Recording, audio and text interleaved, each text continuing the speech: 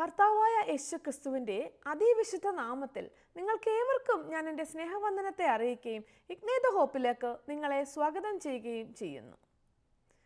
ഇന്ന് ഞാൻ നിങ്ങളുമായി പങ്കുവയ്ക്കുവാൻ ആഗ്രഹിക്കുന്ന വിഷയം സൗമ്യതയുള്ളവരെ ഭാഗ്യവാന്മാർ എന്ന് വിളിച്ചിരിക്കുന്ന ഒരു ദൈവത്തെ പറ്റിയാണ്. നമുക്കിവിടെ ഒരു വേദഭാഗം വായിക്കാം.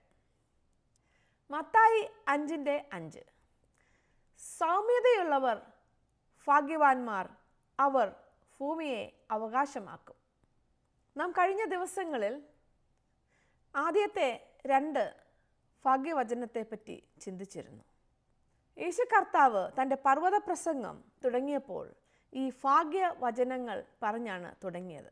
മത്തായി 5:3 മുതൽ 12 വരെയുള്ള വാക്യങ്ങളിൽ നമുക്ക് ഈ 8 ഭാഗ്യവചനങ്ങളെപ്പറ്റി വായിക്കുവാൻ സാധിക്കും. ഇന്ന് നാം ചിന്തിക്കുന്നത് മത്തായിയുടെ സുവിശേഷം 5-ാം അധ്യായം 5-ാം വാക്യത്തിൽ പറഞ്ഞിരിക്കുന്ന ഭാഗ്യവചനത്തെ പറ്റിയാണ്. സൗമ്യതയുള്ളവർ ഭാഗ്യവാന്മാർ, അവർ ഭൂമിയെ അവകാശമാക്കും. ഓരോ ഭാഗ്യവചനങ്ങളും അടുത്ത ഭാഗ്യവചനങ്ങളുമായിട്ട് കണക്ട് ചെയ്തിരിക്കുന്നു. ഒന്നാമത്തേത് രണ്ടാമത്തതുമായി കണക്ട് ചെയ്തിരിക്കുന്നു, രണ്ടാമത്തത് മൂന്നാമത്തതായി കണക്ട് ചെയ്തിരിക്കുന്നു. അങ്ങനെ ഇത് കണക്ട് ചെയ്താണ് പോകുന്നത്. ആത്മാവിൽ ദരിദ്രരായവർക്കാണ് മറ്റുള്ളവരെ പറ്റി ഓർത്ത് ദുഃഖിക്കുന്നതും അവനവൻ്റെ കുറവുകൾ ഓർത്ത് ദുഃഖിച്ച് ദൈവത്തോട് നിലവിളിക്കുന്നതും തൻ്റെ ദേശത്തിൻ്റെ തകർച്ച കണ്ട് അതിൽ ദുഃഖിച്ച് പ്രാർത്ഥിക്കുന്നവരും ഒക്കെ. അങ്ങനെയുള്ളവരാണ് സൗമ്യതയുള്ളവർ. സൗമ്യത എന്ന് പറയുന്നത് ഇന്ന് ഈ ലോകം മാനിക്കുന്ന ഒന്നല്ല. സ്വയം അഭിമാനിക്കുന്നവരെയും വലിയ ആത്മവിശ്വാസത്തിലൊക്കെ നടക്കുന്നവരെയും ആവേശമുള്ളവരെയും മത്സരബുദ്ധിയുള്ളവരെയും സ്വന്തം കഴിവിൽ ആശ്രയിക്കുന്നവരെയും ഒക്കെയാണ് ഈ ലോകം ഇന്ന് മാനിക്കുന്നത്. എന്നാൽ വേദപുസ്തകത്തിൽ കർത്താവ് എന്താണ് പറഞ്ഞിരിക്കുന്നത്? സൗമ്യതയുള്ളവർ ഭാഗ്യവാന്മാർ എന്ന്. അവർ അനുഗ്രഹിക്കപ്പെട്ടവർ എന്നാണ് പറയുന്നത്. എന്താണ് ഈ സൗമ്യത? സൗമ്യതയുള്ളവർ സ്വാർത്ഥതയുള്ളവരല്ല. അവർ ദൈവത്തിൽ ആശ്രയിക്കുന്നവരാണ്.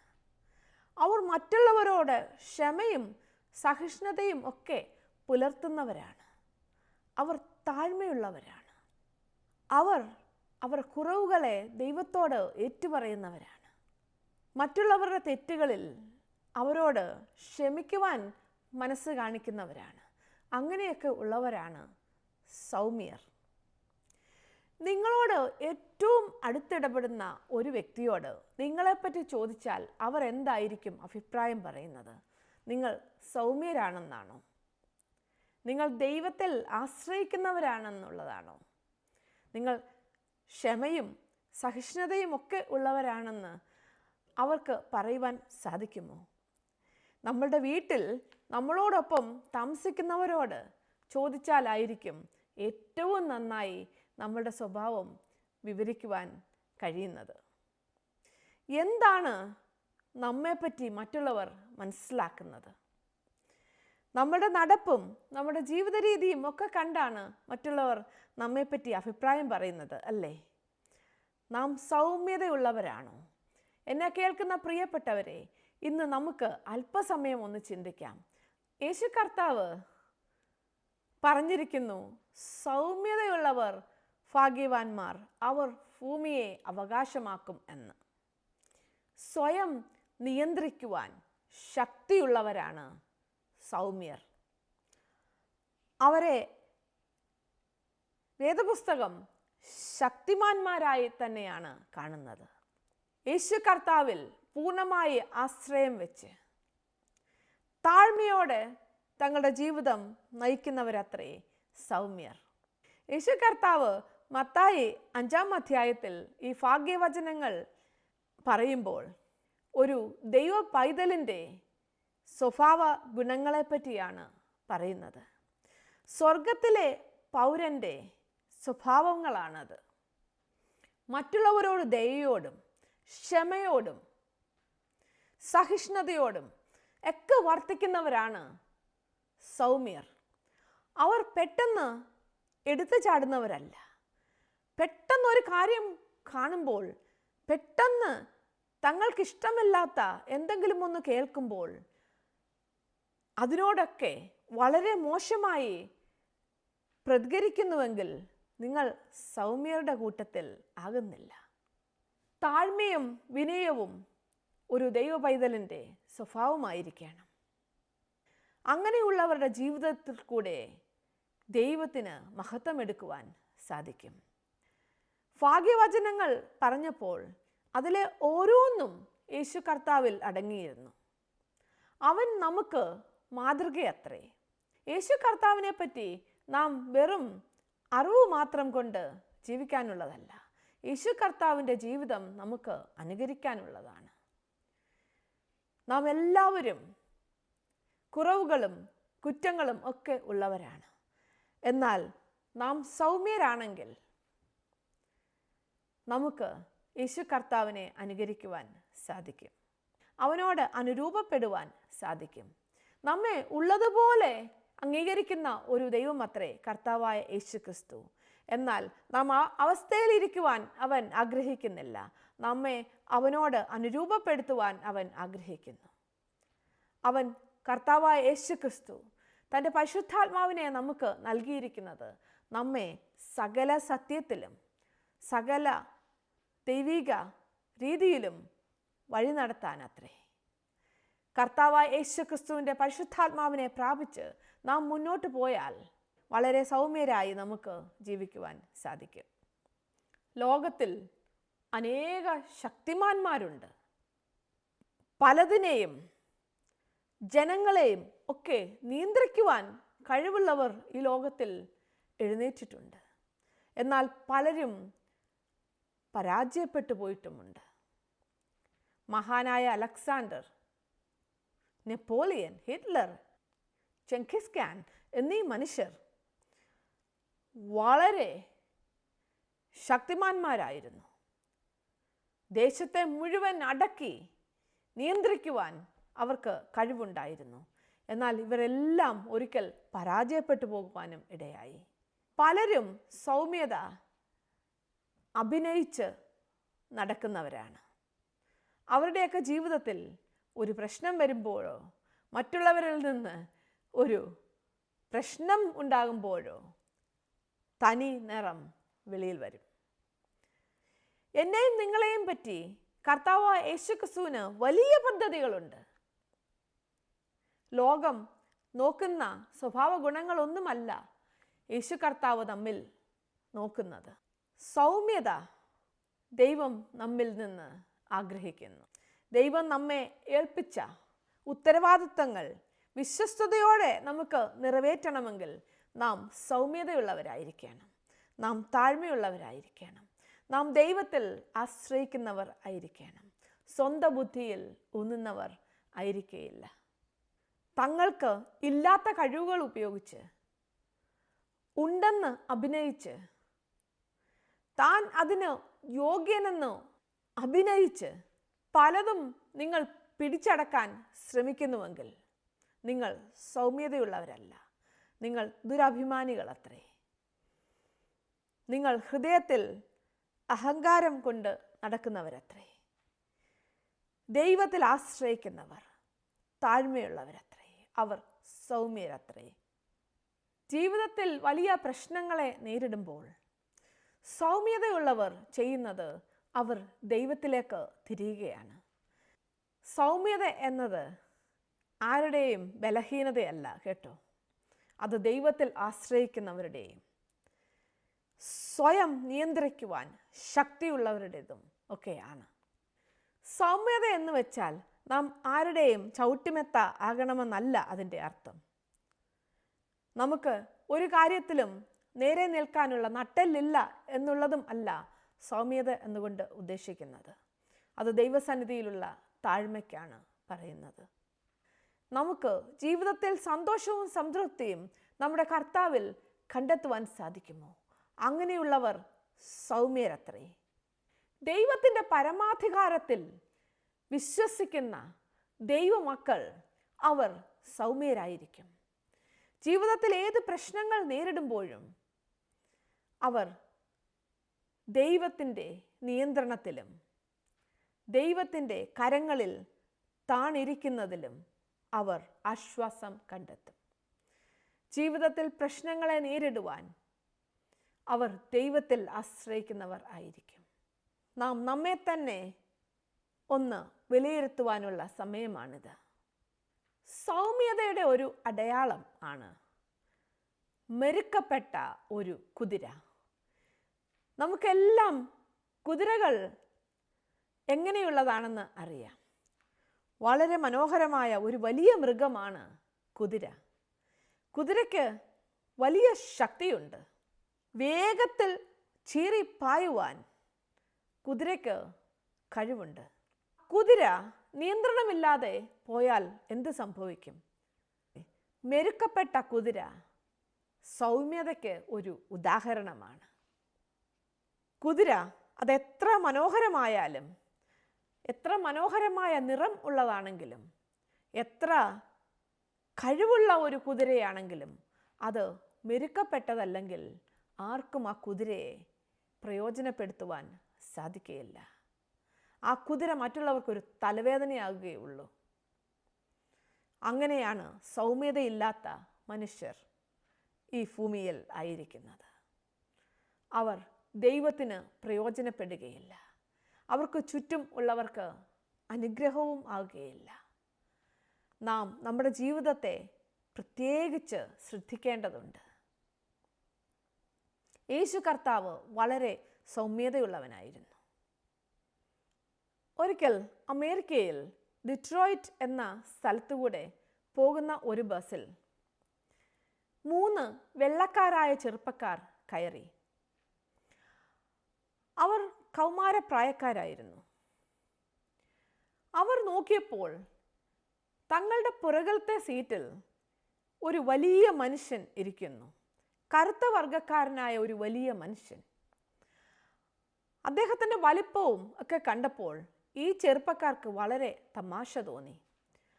അവർ അവിടെ ഇരുന്നു കൊണ്ട് ഈ കറുത്ത വർഗക്കാരനായ മനുഷ്യനെ കളിയാക്കുകയും അതുമിതും കാണിക്കുകയും ഒക്കെ ചെയ്തുകൊണ്ടേയിരുന്നു. ബസ് വളരെ ദൂരം പോയി കഴിഞ്ഞു. ഈ ചെറുപ്പക്കാർ ഈ മനുഷ്യനെ നോക്കി കളിയാക്കുന്നത് നിർത്തിയില്ല. അവർ കൂടുതൽ അദ്ദേഹത്തെ ദേഷ്യപ്പെടുത്തുവാൻ ശ്രമിച്ചു. എത്രമാത്രം ഈ ചെറുപ്പക്കാർ അദ്ദേഹത്തെ കളിയാക്കിയിട്ടും ദേഷ്യം പിടിപ്പിക്കാൻ ശ്രമിച്ചിട്ടും ഒന്നും ഈ മനുഷ്യൻ അനങ്ങിയില്ല. അദ്ദേഹം ശാന്തമായി അവിടെ ഇരുന്നു. ഈ ചെറുപ്പക്കാർ ഇങ്ങനെ കളിയാക്കൽ തുടർന്നുകൊണ്ടേയിരുന്നു. അങ്ങനെ അടുത്ത സ്റ്റോപ്പ് വന്നപ്പോൾ ഈ മനുഷ്യന് ആ സ്റ്റോപ്പിൽ ഇറങ്ങേണ്ടി വന്നു. ഈ ചെറുപ്പക്കാർക്ക് അല്പദൂരം കൂടി പോകേണ്ടിയിരുന്നു. തനിക്ക് ഇറങ്ങേണ്ടി വന്ന സ്ഥലം ആയപ്പോൾ അദ്ദേഹം തൻ്റെ സീറ്റിൽ നിന്ന് എഴുന്നേറ്റ് നിന്നു. അദ്ദേഹം എഴുന്നേറ്റ് നിന്നപ്പോൾ അദ്ദേഹം വളരെ ഉയരവും ശരീരവും ഒക്കെയുള്ള മനുഷ്യനായി കാണപ്പെട്ടു. എന്നിട്ടും ഈ ചെറുപ്പക്കാർ അദ്ദേഹത്തെ കളിയാക്കിക്കൊണ്ടേയിരുന്നു. ഈ കറുത്ത വർഗക്കാരൻ തൻ്റെ പോക്കറ്റിൽ കൈയിട്ട് ഒരു ചെറിയ വെള്ള കാർഡ് എടുത്ത് ഈ ചെറുപ്പക്കാർക്ക് കൊടുത്തു. അവരത് വാങ്ങി. അവരെന്താണെന്ന് നോക്കിയില്ല. അവർ വീണ്ടും ഇദ്ദേഹത്തെ കളിയാക്കിക്കൊണ്ടേയിരുന്നു. അദ്ദേഹം ബസ്സിൽ നിന്നിറങ്ങി. എന്നിട്ടും ആ ബസ്സിൽ ഇരുന്നു കൊണ്ട് വെളിയിലേക്ക് നോക്കി ഈ മനുഷ്യനെ കളിയാക്കി. വീണ്ടും ബസ് അല്പദൂരം കൂടി പോയി കഴിഞ്ഞപ്പോൾ ഈ ചെറുപ്പക്കാർ തങ്ങളുടെ കയ്യിൽ കിട്ടിയ ആ കാർഡ് ഒന്ന് നോക്കുവാൻ ശ്രമിച്ചു. അപ്പോൾ അതിൽ കണ്ടത് എന്തെന്ന് അറിയാമോ? അദ്ദേഹത്തിൻ്റെ പേരും മേൽവിലാസവും ഫോൺ നമ്പറും ഒക്കെ എഴുതിയ ഒരു കാർഡായിരുന്നു അത്. അദ്ദേഹത്തിൻ്റെ പേര് ജോ ലൂയി എന്നായിരുന്നു. അപ്പോഴാണ് ആ കുട്ടികൾക്ക് മനസ്സിലായത് ഇദ്ദേഹം അറിയപ്പെടുന്ന ഒരു ബോക്സിംഗ് ചാമ്പ്യനായിരുന്നു എന്ന്. അദ്ദേഹത്തിന് ഈ കുട്ടികളെ നന്നായി ശിക്ഷിക്കാമായിരുന്നു. അദ്ദേഹം ഒന്നും ചെയ്തില്ല. അദ്ദേഹത്തിന് താൻ ആരാണെന്ന് നന്നായി അറിയാമായിരുന്നു. അദ്ദേഹത്തിൻ്റെ ശക്തിയും ബലവും ഒന്നും കാണിക്കുവാൻ അദ്ദേഹത്തിന് ഒന്നും ചെയ്യേണ്ടി വന്നില്ല. താൻ ആരാണ് എന്ന് കാണിക്കുന്ന ആ കാർഡ് കുട്ടികൾക്ക് കൊടുക്കുക മാത്രം മതിയായിരുന്നു. അപ്പോൾ ആ ചെറുപ്പക്കാർ മനസ്സിലാക്കി ഈ മനുഷ്യൻ എത്ര സൗമ്യതയുള്ളവൻ ആയിരുന്നു എന്ന്. ഒന്നും മിണ്ടാതെ ഈ കുട്ടികളെ നോക്കി ചിരിച്ചിട്ട് ആ മനുഷ്യൻ നടന്ന് നീങ്ങുകയായിരുന്നു. അറിയപ്പെടുന്ന ബോക്സിംഗ് ചാമ്പ്യൻ. എന്നെ കേൾക്കുന്ന പ്രിയപ്പെട്ടവരെ, അദ്ദേഹത്തിന് സൗമ്യതയുള്ള ഒരു സ്വഭാവമുണ്ടായിരുന്നു. അതുകൊണ്ടാണ് ദീർഘനേരം തന്നെ നോക്കി കളിയാക്കിക്കൊണ്ടിരുന്ന ഈ ചെറുപ്പക്കാരായ കുട്ടികളോട് അദ്ദേഹം പ്രതികരിക്കാഞ്ഞത്. എന്നെ കേൾക്കുന്ന പ്രിയപ്പെട്ടവരെ, നാമും അങ്ങനെ ആയിരിക്കണം. നമ്മോട് മോശമായി പെരുമാറുന്നവരോട് നമുക്ക് പ്രതികരിക്കാതിരിക്കണമെങ്കിൽ, ദൈവികമായ രീതിയിൽ പെരുമാറണമെങ്കിൽ നാം സൗമ്യതയുള്ളവർ ആയിരിക്കണം. സൗമ്യതയുള്ളവർക്ക് തങ്ങളെ തന്നെ നിയന്ത്രിക്കുവാൻ കഴിവുള്ളവരാണ്.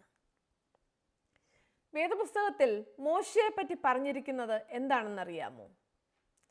സംഖ്യാപുസ്തകം 12:3 ഇപ്രകാരം എഴുതിയിരിക്കുന്നു: മോശ എന്ന പുരുഷനോ ഭൂതലത്തിൽ ഉള്ള സകല മനുഷ്യരിലും അതിസൗമ്യനായിരുന്നു. മോശ പരിപൂർണമായി ദൈവത്തിൽ ആശ്രയിച്ച ഒരു മനുഷ്യനായിരുന്നു. തന്നെ ഏൽപ്പിച്ച പദ്ധതി ഏറ്റെടുത്ത് നിറവേറ്റുവാൻ സാധിച്ചത് അവൻ സൗമ്യൻ ആയിരുന്നതുകൊണ്ടാണ്. അവൻ ഇസ്രായേൽ ജനത്തിനു വേണ്ടി പ്രാർത്ഥിച്ചു, അവർക്ക് വേണ്ടി പ്രവർത്തിച്ചു. അവരെ അടിമത്തത്തിൽ നിന്ന് വീണ്ടെടുക്കുവാൻ, സ്വതന്ത്രരാക്കുവാൻ ദൈവം ശക്തമായി മോശയെ ഉപയോഗിച്ചു. ദൈവത്തിൻ്റെ കരങ്ങളിൽ ശക്തമായ ഒരു ആയുധമായി മോശ തീരുവാൻ കാരണം അവൻ സൗമ്യൻ ആയതുകൊണ്ടാണ്. യേശുക്രിസ്തുവിൻ്റെ സൗമ്യതയും നമുക്ക് വേദപുസ്തകത്തിൽ വായിച്ചറിയുവാൻ സാധിക്കും. വിചാരണക്കിടയിൽ യേശുക്രിസ്തു മിണ്ടാതെ നിന്നു. മിണ്ടാതെ തൻ്റെ ക്രൂശ് എടുത്തുകൊണ്ട് അവൻ നടക്കുവാനിടയായി.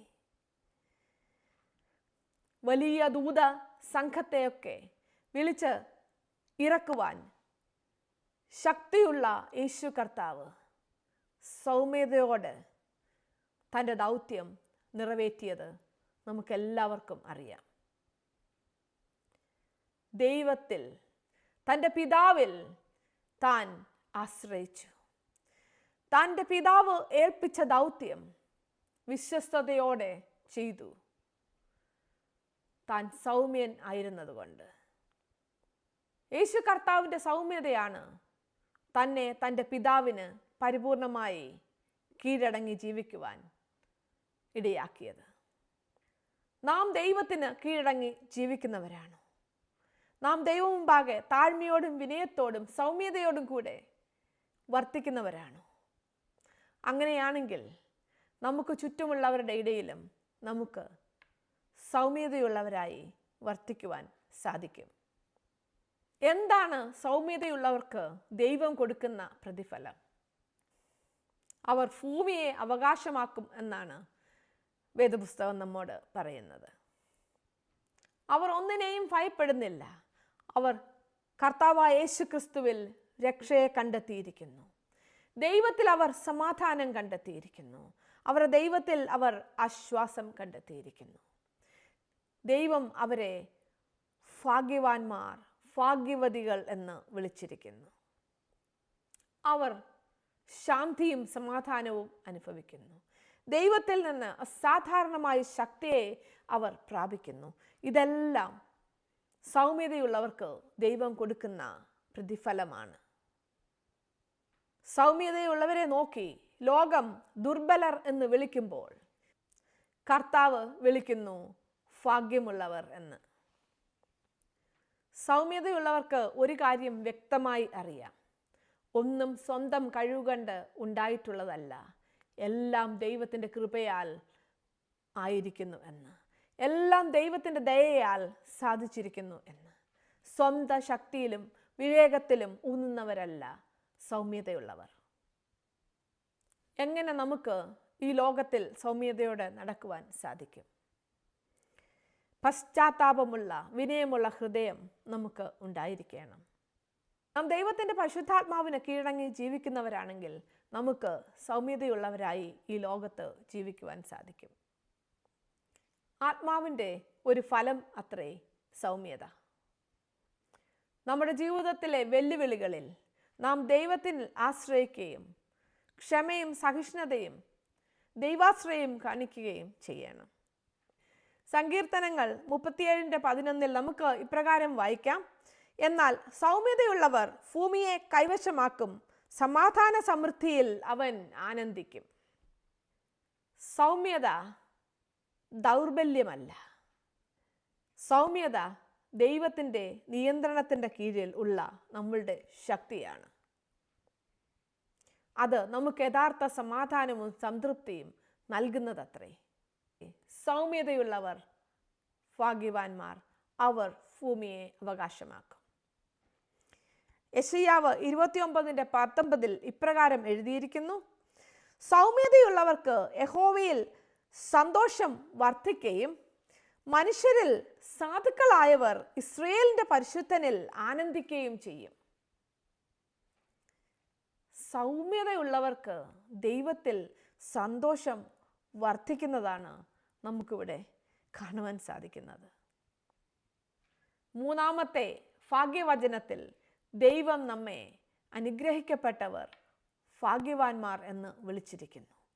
നാം സൗമ്യതയിൽ നടക്കുന്നവരാണെങ്കിൽ, യേശു കർത്താവ് സൗമ്യതയിൽ നടന്നതുപോലെ നമുക്കും സൗമ്യതയിൽ നടക്കണമെങ്കിൽ ദൈവത്തിൻ്റെ പരിശുദ്ധാത്മാവിൻ്റെ നിയന്ത്രണത്തിൽ ആയെങ്കിൽ മാത്രമേ സാധിക്കുകയുള്ളൂ. ഈ ഭൂതലം മുഴുവൻ ദൈവത്തിന് അവകാശപ്പെട്ടതാണ്, അല്ലേ? നാം ദൈവമക്കളാണെങ്കിൽ അത് ദൈവം നമുക്ക് അവകാശമായി നൽകിയിരിക്കുന്നു. സങ്കീർത്തനങ്ങൾ 24:1 ഇപ്രകാരം എഴുതിയിരിക്കുന്നു: ഭൂമിയും അതിൻ്റെ പൂർണ്ണതയും ഭൂതലവും അതിൻ്റെ നിവാസികളും യഹോവയ്ക്കുള്ളതാകുന്നു.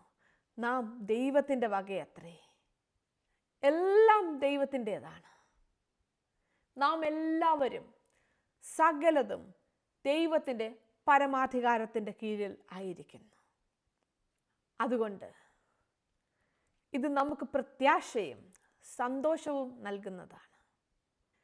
എന്നെ കേൾക്കുന്ന പ്രിയപ്പെട്ടവരെ, നമ്മെ സൗമ്യതയിൽ നടത്തുവാൻ ശക്തനായ യേശു കർത്താവുമായിട്ട് നിങ്ങൾക്ക് എന്തെങ്കിലും ബന്ധമുണ്ടോ? തന്നിൽ ആശ്രയിക്കുന്നവർക്ക്,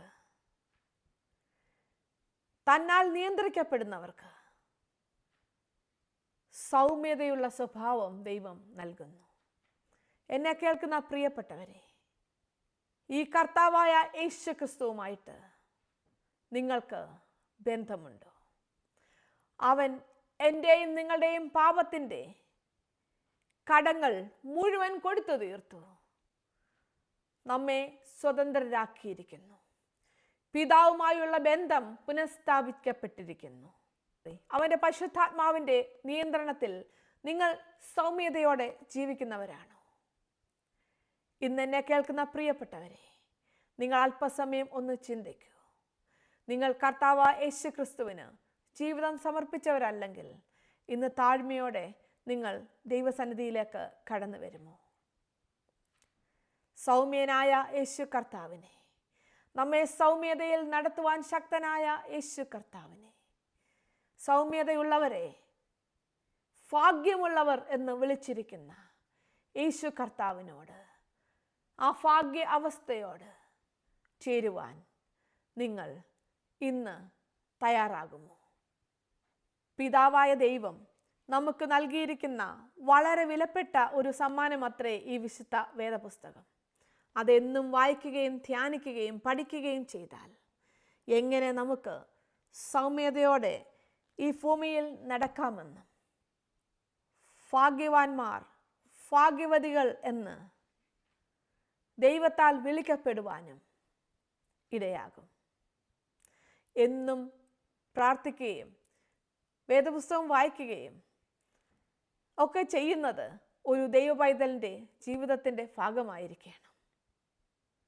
എന്നെ കേൾക്കുന്ന പ്രിയപ്പെട്ടവരെ, നിങ്ങൾ ആ ഭാഗ്യാവസ്ഥയിലേക്ക് ഇന്ന് താഴ്മയോടെ കടന്നു വന്ന് കർത്താവായ യേശു ക്രിസ്തുവിൻ്റെ കരങ്ങളിൽ നിങ്ങളെ തന്നെ ഏൽപ്പിച്ചു കൊടുക്കുമോ? ദൈവം നിങ്ങളെ അനുഗ്രഹിക്കട്ടെ. നിങ്ങൾക്ക് എന്തെങ്കിലും പ്രാർത്ഥനാ വിഷയങ്ങളുണ്ടെങ്കിൽ ഈ സ്ക്രീനിൽ കാണുന്ന നമ്പറിൽ ബന്ധപ്പെട്ടാൽ ignite the hope prayer team നിങ്ങളോടൊപ്പം പ്രാർത്ഥിക്കുന്നതായിരിക്കും. നമുക്ക് പ്രാർത്ഥിക്കാം. ഞങ്ങളെ അളവ് കൂടാതെ സ്നേഹിക്കുന്ന ഞങ്ങളുടെ സ്വർഗീയ പിതാവേ, അവിടുന്ന് സൗമ്യതയുടെ ഉറവിടമായി ഞങ്ങളുടെ ദൈവമായി ഞങ്ങൾക്കായി ജീവിക്കുന്നതിനായി നന്ദിയോടെ സ്തോത്രം ചെയ്യുന്നു. ഞങ്ങൾക്ക് സൗമ്യതയുള്ള ഒരു ജീവിതം നയിക്കുവാൻ ദൈവമേ ഞങ്ങളെ തന്നെ അവിടുത്തെ അനുഗ്രഹിക്കുന്ന കരങ്ങളിൽ ഏൽപ്പിക്കുന്നു. ദൈവമേ, അവിടുത്തെ പരിശുദ്ധാത്മാവിനാൽ ഞങ്ങളെ നിറച്ച് സൗമ്യതയുടെ വഴികളിൽ നടന്ന് മറ്റുള്ളവർക്ക് അനുഗ്രഹമായി, മറ്റുള്ളവർക്ക് ആശ്വാസമായി, ലോകത്തിന് തന്നെ മാതൃകയായി ജീവിക്കുവാൻ ദൈവമേ ഞങ്ങളെ തന്നെ അവിടുത്തെ കരങ്ങളിൽ ഏൽപ്പിച്ചു തരുന്നു.